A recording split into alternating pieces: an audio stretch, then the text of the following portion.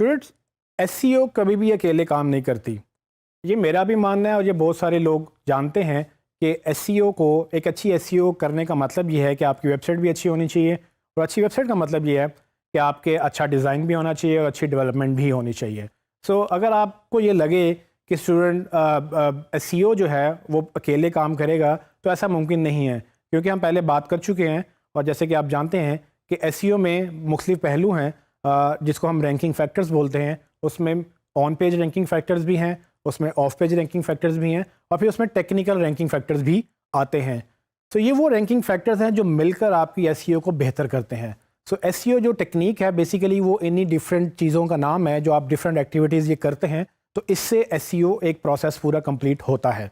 सो इस प्रोसेस को कंप्लीट करने के लिए सिर्फ एक बंदे की एफर्ट्स रिक्वायर्ड नहीं है। आप एक बंदा कर सकता है, लेकिन आपको नॉर्मली डिपेंडेंसी होती है, आपको कभी ना कभी रिलाय करना पड़ता है अच्छी वेबसाइट बनाने के लिए, अच्छी डेवलपमेंट बनाने के लिए।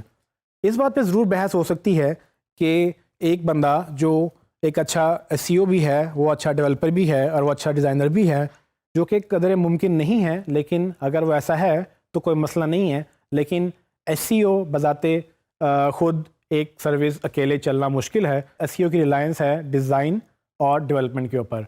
तो इन दोनों चीज़ों को मिलकर एसईओ को हेल्प की जा सकती है कि एसईओ बेहतर हो जाए। लेकिन इसमें एक चीज़ अंडरस्टैंड करना ज़रूरी है कि जब आप एसईओ कर रहे हैं तो आपका काम लॉन्ग टर्म है, आपने ज़्यादा देर तक और मुसलसल काम करना है। मेरा ये मानना है कि एसईओ का काम तब से स्टार्ट हो जाता है जब से आपने बिज़नेस करने का सोचा होता है, और एसईओ काम तब तक चलता है जब तक कि आपने बिज़नेस करने का इरादा रखा हुआ है। सो इसका मतलब ये हुआ कि अगर आपने एसईओ करनी है तो एसईओ तब तक चाहिए जब तक आपका बिज़नेस है। सो ये एक नेवर एंडिंग सर्विस है या नेवर एंडिंग प्रोसेस है जो आपको करते रहना है। क्यों? क्योंकि मार्केटिंग के बगैर आप एक्सपेक्ट नहीं कर सकते कि आपको सेल्स मिलेंगी और आपको लीड्स मिलेंगी। मार्केटिंग करेंगे तो आपका बिजनेस चलेगा, और डिजिटल में मार्केटिंग बहुत तरीक़ों से होती है, लेकिन सबसे पावरफुल जो सबसे इम्पोर्टेंट है वो सर्च इंजन से ट्रैफिक लेना है, और उसी के लिए हम एसईओ करते हैं। मैं आपको बता देता हूँ कि कहाँ पर हम डिफ्रेंशिएट करते हैं सबकी अपने अपने रोल्स में। सो फॉर एग्जांपल, अगर आपने एक बिज़नेस खोलना है तो आप क्या करेंगे, आप एक डोमेन लेकर, एक होस्टिंग लेकर उस पर वेबसाइट का सोचेंगे, उस पर वेबसाइट बनवाएंगे। वो बनाने के लिए आपको एक डिज़ाइनर चाहिए जो आपकी वेबसाइट डिज़ाइन करेगा, और वो डिज़ाइनर डिज़ाइन करने के बाद वो वेबसाइट डेवलपर को दे देगा, जो डेवलपर उस वेबसाइट के डिज़ाइन को HTML लैंग्वेज, जो कि हाइपर टेक्स्ट मार्कअप लैंग्वेज में कन्वर्ट करेगा। ये वो लैंग्वेज है, ये वो ज़ुबान है जिसमें पूरा इंटरनेट चलता है। तो आप अगर किसी भी वेबसाइट का कोड देखें जिस पे वो बनी हुई होती है, उस कोडिंग को HTML बोलते हैं। वो HTML में कन्वर्ट करने के लिए डिज़ाइन तो डिज़ाइनर देता है, लेकिन डेवलपर वो कोडिंग लिखता है। वो जब कोडिंग लिख कर उस वेबसाइट को इंटरनेट पर चलने के काबिल बनाता है, तब कोई उसको देख सकता है। तो डेवलपर क्या करते हैं कि डेवलपर वो कोड अच्छा बनाते हैं डिपेंडिंग ऑन के डिज़ाइन कितना अच्छा है।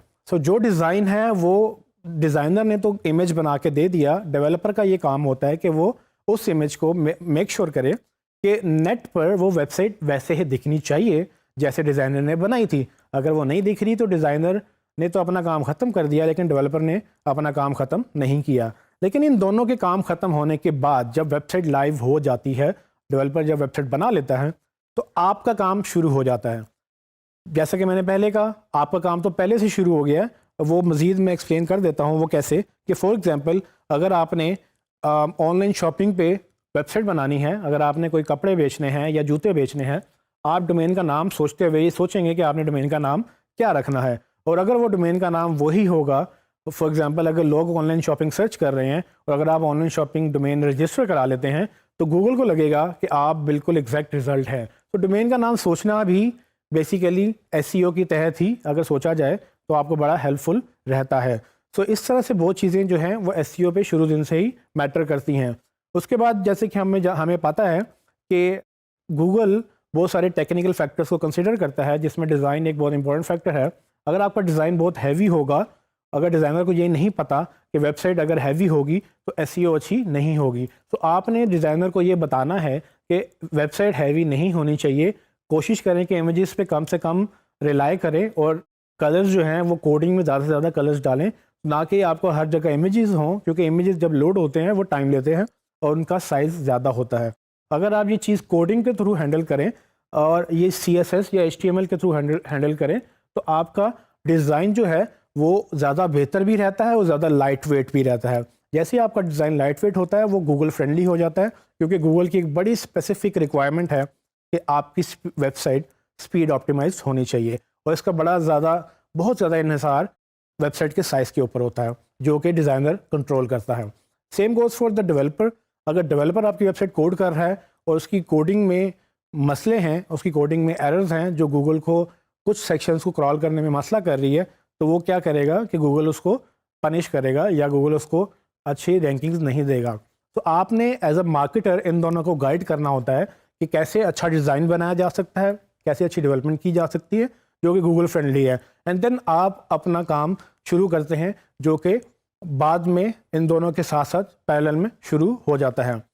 एक चीज़ बड़ी इंपॉर्टेंट जो नोट की है कुछ लोगों ने और मेरा भी एक्सपीरियंस रहा है कि अक्सर डेवलपर ये समझते हैं कि सिर्फ वो कुछ फैक्टर्स, मतलब वेबसाइट अगर स्पीड ऑप्टिमाइज हो गई है तो SEO हो गई है, अगर उसने कोड अच्छा लिख दिया है तो SEO हो गई है।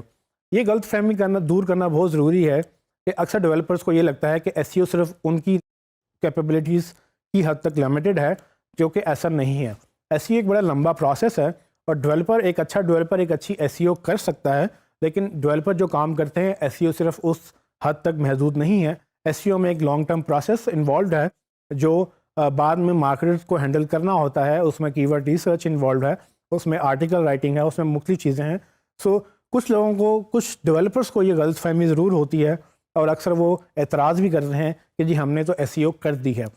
वो बात कुछ हद तक ठीक करते हैं कि वो SEO फ्रेंडली वेबसाइट तो बना सकते हैं, लेकिन सिर्फ SEO फ्रेंडली वेबसाइट बनाने का काम ही नहीं है, इसको मज़ीद चलाना भी है, इसके मज़ीद पूरी एक प्रोसेस है जो कि उनको शायद नहीं पता होता।